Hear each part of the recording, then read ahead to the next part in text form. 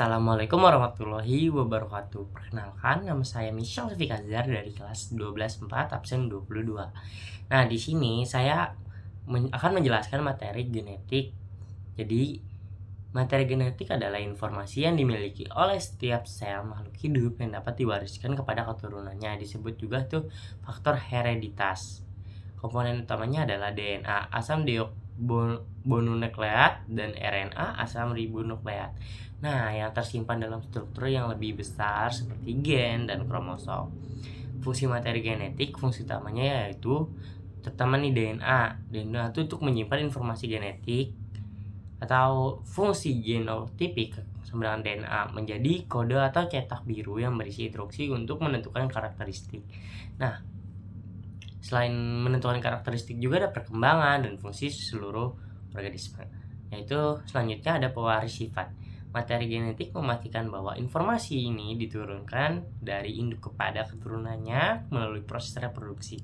Hal ini melalui proses replika DNA. Nah, pengendalian perkembangan dan fungsi organisme. Materi genetik mengatur kapan saja bagaimana gen-gen tertentu diekspresikan untuk mengontrol pembentukan protein yang pada akhirnya menentukan pada sifat kita atau fenotipe. Terus itu menjalankan fungsi seluler juga. RNA berperan sebagai perantara dalam proses sintesis protein. Peran nyatanya materi genetik dalam kehidupan manusia, peran nyatanya yaitu mendasarnya itu kayak meliputi penentuan karakter fisik, kayak menentukan ciri-ciri fisik, tampak fenotipe itu seperti warna mata, warna rambut, bentuk hidung, tinggi badan, dan golongan darah.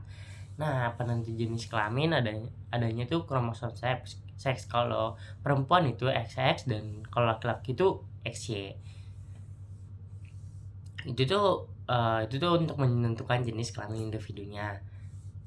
Terus mengendalikan fungsi tubuh, mengatur semua proses metabolisme, pertumbuhan, dan fungsi sel melalui instruksi genetik untuk membuat protein, enzim, hormon, dan lain-lain.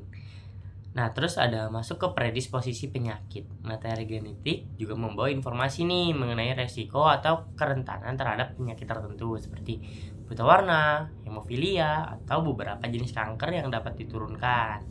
Terus kita masuk ke forensik dan identifikasi. Nah, tes DNA digunakan juga untuk mengidentifikasi individu, misalnya nih dalam kasus kejahatan atau identifikasi korban bencana.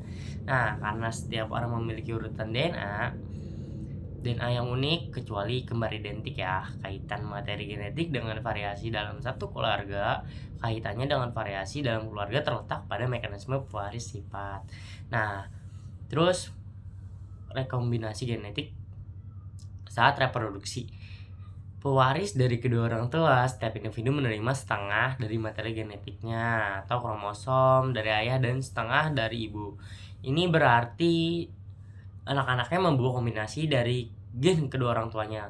Nah, kombinasi gen yang unik nih ya, proses pembentukan sel kelamin gamet melibatkan pencampuran ulang gen rekombinasi dari kedua orang tua sehingga menghasilkan sel sperma atau sel telur yang kombinasi gen yang unik. Nah, ketika sel sperma dan sel telur bergabung, anak yang terbentuk memiliki kombinasi gen yang belum pernah ada sebelumnya. Ini hasilnya yang bervariasi walaupun anak-anak dalam satu keluarga memiliki gen-gen yang berasal dari kumpulan gen yang sama. Terus kombinasi spesifikasi gen yang mereka warisi berbeda-beda kecuali kembar identik ya. Inilah kenapa menyebabkan anggota keluarga memiliki kemiripan, tetapi juga menunjukkan variasi. Misalnya satu anak berambut lurus seperti ibunya, sementara ya anak satunya lagi rambutnya tuh keriting seperti ayahnya. Nah, ini tuh memiliki berpanduan sifat lainnya. Variasi genetik ini membuat setiap anggota keluarga dan setiap manusia di bumi menjadi individu yang unik. Nah, jadi hanya segitu pemaparan materi saya mengenai genetik. Kurang lebihnya mohon maaf. Wassalamualaikum warahmatullahi wabarakatuh.